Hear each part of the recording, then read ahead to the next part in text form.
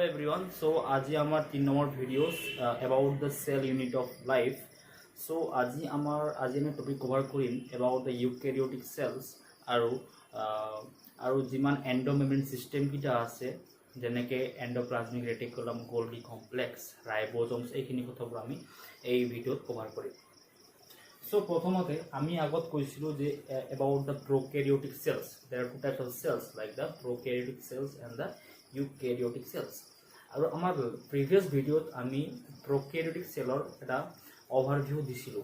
এতিয়া আমি আহো about the eukaryotic cells. মানে eukaryotic cells মানে কি হয় আৰু এইটোৰ overviewটো চাওঁ। সাপোজ এইটো এটা সেল হ'ল,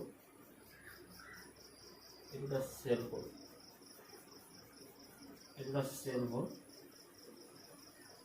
আৰু ইয়াত এটা নিউক্লিয়াস আছে বুলি আমি গম পাওঁ আৰু এইটো নিউক্লিয়াসে জেনেটিক মেটেৰিয়েল কন্টেইন কৰে বুলি গম পাওঁ।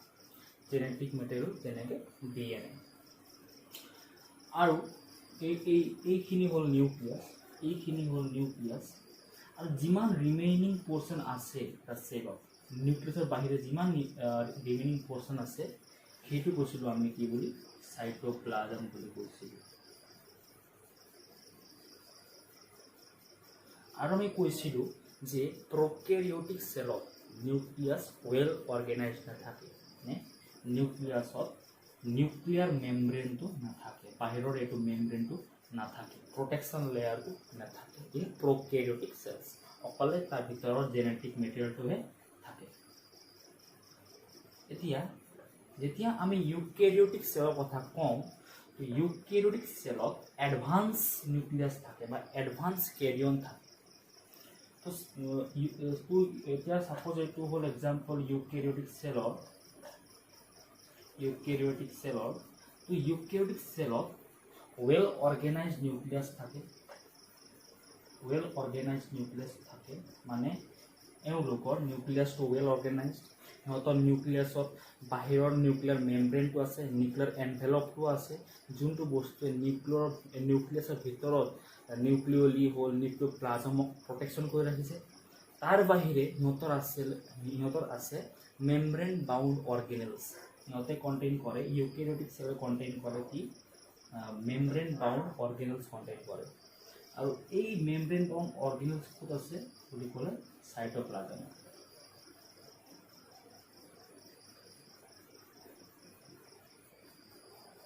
মেমব্ৰেন বাউন্ড অৰ্গানেলস ক'ত আছে সাইটোপ্লাজমত আছে, এইখিনি কন্টেইন কৰে সাইটোপ্লাজম। এটা মেমব্ৰেন বাউন্ড অৰ্গানেলস মানে কি হয়? মেমব্ৰেন বাউন্ড অৰ্গানেলস যেনেকৈ হ'ল এন্ডোপ্লাজমিক ৰেটিকুলাম, গোল্গি কমপ্লেক্স, লাইসোজমস, ভেকুয়ালস এটসেট্ৰা, এইকেইটা হ'ল এন্ডোমেমব্ৰেন বা মেমব্ৰেন বাউন্ড অৰ্গানেলস। লাইক ৰাইবোজম হ'ব, লাইক তোমাৰ মাইটোকন্ড্ৰিয়া হ'ব, এইকেইটা হ'ল মেমব্ৰেন বাউন্ড অৰ্গানেলস। এতিয়া যদি আমি মেমব্ৰেন বাউন্ড অৰ্গানেলসৰ ডেপথত যাওঁ, তো এতিয়া বস্তুটো কেনেকৈ হ'ব, মানে সিহঁতৰ অভাৰভিউটো কেনেকৈ হ'ব, ষ্ট্ৰাকচাৰটো কেনেকৈ হ'ব। এতিয়া ইউকেৰিয়টিক সেল বুলিলে সিহঁতৰ এক্সাম্পল কি আছে, যেনেকৈ ফাঞ্জাই কি হ'ল, ফাঞ্জাই ইজ ইউকেৰিয়টিক সেল, হ'ল ইউকেৰিয়টিক সেল। এতিয়া সাপোজ আমি প্ৰথমত চাওঁ এবাউট এন্ডোপ্লাজমিক ৰেটিকুলাম। এতিয়া এন্ডোপ্লাজমিক ৰেটিকুলাম দেখিবলৈ কেনেকৈ থাকে? সাপোজ এইটো সেল হ'ল, এইটো হ'ল নিউক্লিয়াস, এইখিনি নিউক্লিয়াসৰ লগত বাউণ্ডেড থাকে এন্ডোপ্লাজমিক ৰেটিকুলামটো, মানে থাকে এইটো ষ্ট্ৰাকচাৰত থাকে, এনেকুৱা টাইপত থাকে এন্ডোপ্লাজমিক ৰেটিকুলাম।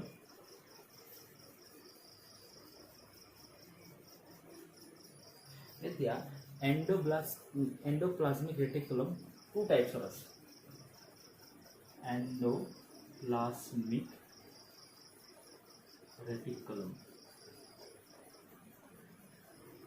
টু টাইপছ আছে, এটা হয় smooth smooth endoplasmic reticulum, smooth endoplasmic reticulum, আৰু এটা হ'ল ৰাফ এন্ডোপ্লাজমিক ৰেটিকুলাম। টু টাইপছৰ এন্ডোপ্লাজমিক ৰেটিকুলাম আছে, এটা হ'ল স্মুথ, এটা হ'ল ৰাফ। এতিয়া স্মুথ আৰু ৰাফৰ ডিফাৰেন্সটো কি? স্মুথে স্মুথত ৰাইবোজম এটাচ নাথাকে, নো ৰাইবোজম এটাচড।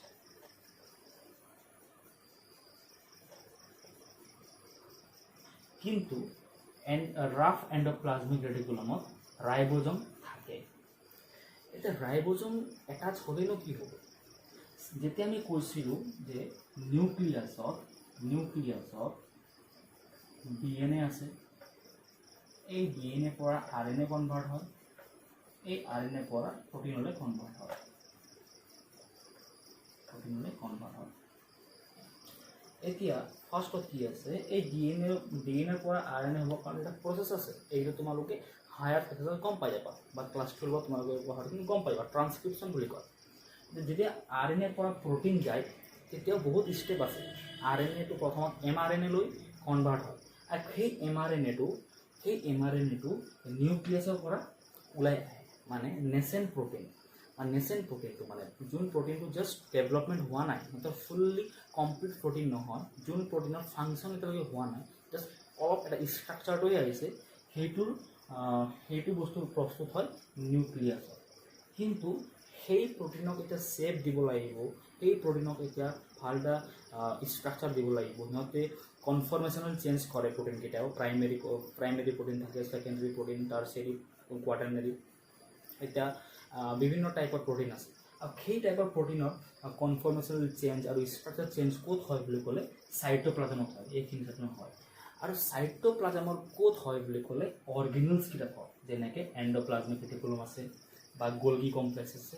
এইকেইটা অৰ্গেনেলছত এই প্ৰটিনকেইটাৰ ডেভেলপমেণ্ট হয় বা সিহঁতৰ কনফৰ্মেশ্যনেল চেঞ্জেছ হয়। এতিয়া কি হ'ল, এতিয়া প্ৰটিনৰ মেইন চিক্ৰেশ্যন হয় চাইটোপ্লাজমত। এতিয়া ৰাইবোজম আহি এটাচড হয় ৰাফ এণ্ডোপ্লাজমিক ৰেটিকুলামত, মানে এণ্ডোপ্লাজমিক ৰেটিকুলামৰ দুইটা ভাগ, এটা হ'ল স্মুথ, এটা হ'ল ৰাফ। এতিয়া ৰাফত আহিয়ে ৰাইবোজম বহে। যেতিয়া ৰাফত আহি ৰাইবোজমটো বহে তো কি হ'ব, তাত মই এতিয়া ৰাইবোজমৰ কথাটো কওঁ, ৰাইবোজমে কি ফাংচন কৰে। চিম্পল ক'লে ৰাইবোজমৰ কাম কি হয় বুলি ক'লে, ৰাইবোজমে প্ৰটিন চিন্থেচিছ কৰে।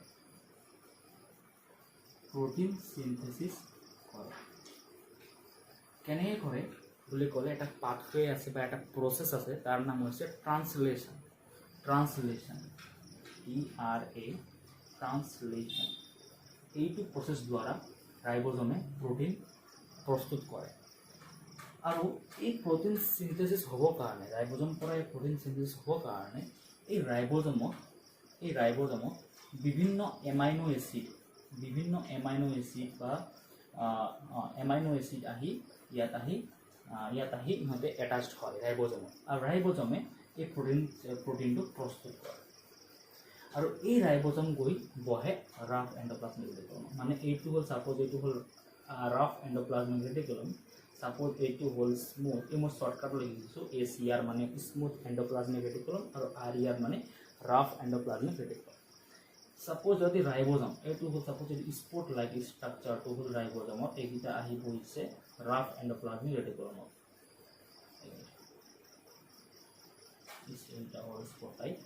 তো কি হ'ব, যেতিয়া এই নিউক্লিয়াছত DNA পৰা RNA আৰু RNA পৰা এটা নেচেণ্ট প্ৰটিন বনিব, সেই প্ৰটিনৰ ডেভেলপমেণ্ট বা সেই মিনছ কমপ্লিট প্ৰটিনটো চিন্থেচিছ হ'ব ক'ত, RER, ইয়াত হ'ব চিন্থেচিছ।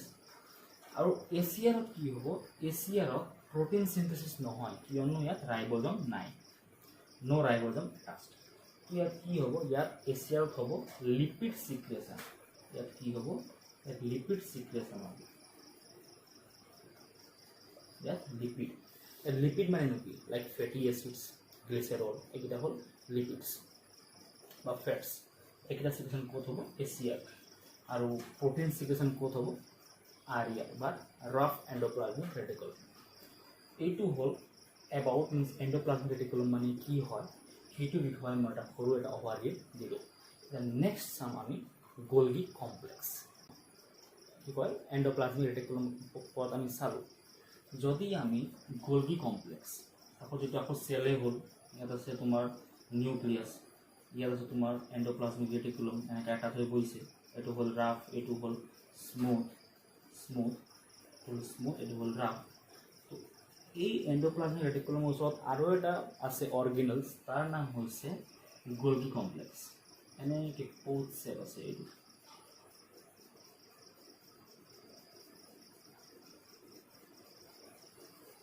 কি হ'ব এই গোলগি কমপ্লেক্সটো দেখিব কেনেকা বুলি ক'লে সাপোজ এনেকা আছে বস্তুটো আকৌ এনেকা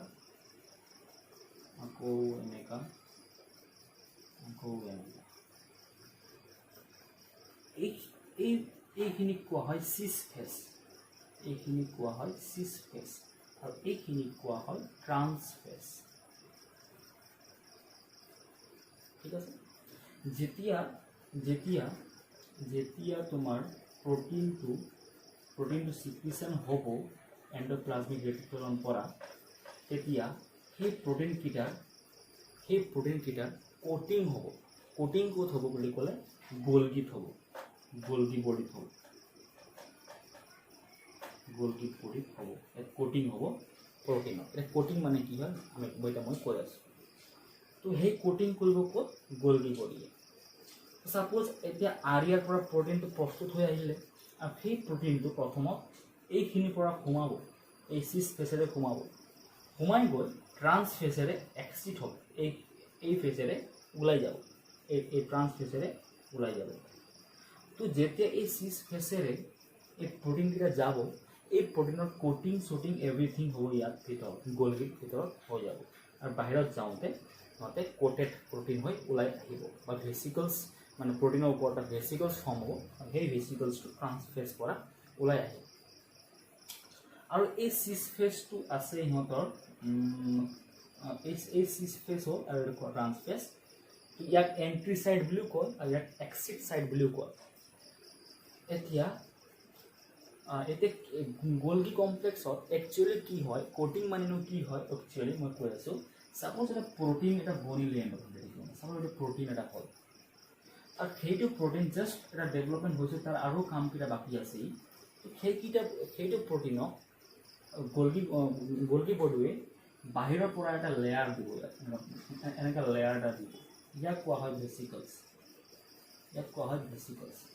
মানে এই ভেচিকলছটোৱে এই ভিতৰৰ প্ৰটিনটোক ৰক্ষা কৰি ৰাখে যেতিয়া গোলগি বডিৰ পৰা ওলাব তো তেতিয়া এই ভেচিকলছটোৱে প্ৰটিনক মানে ৰক্ষা কৰি ৰাখিব ফ্ৰম এনি ডিগ্ৰেডেশ্যন তো এইকেইটা কোনে কৰিব এইকেইটা কাম কৰিব গোলগি বডিয়ে তো এইকেইটা হ'ল এতিয়া হ'ল এইটো এণ্ডোপ্লাজমিক ৰেটিকুলাম আৰু গোলগি বডিৰ আমাৰ এটা সৰু এটা অভাৰভিউ কমপ্লিট হ'ল তো নেক্সট আমি যাওঁ লাইসোজমত the lysosome and its organelles it is like a vesicles only it is vesicles is na air function to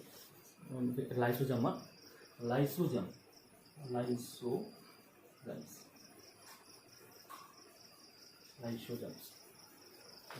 to কেনে এটা বস্তুটো সাপোজ এটা ভেসিকলস হল এটা ভেসিকলস নাই কাম করে তো ইহঁতে এই লাইসোজোম কি রিচ থাকে rich in hydrolytic enzyme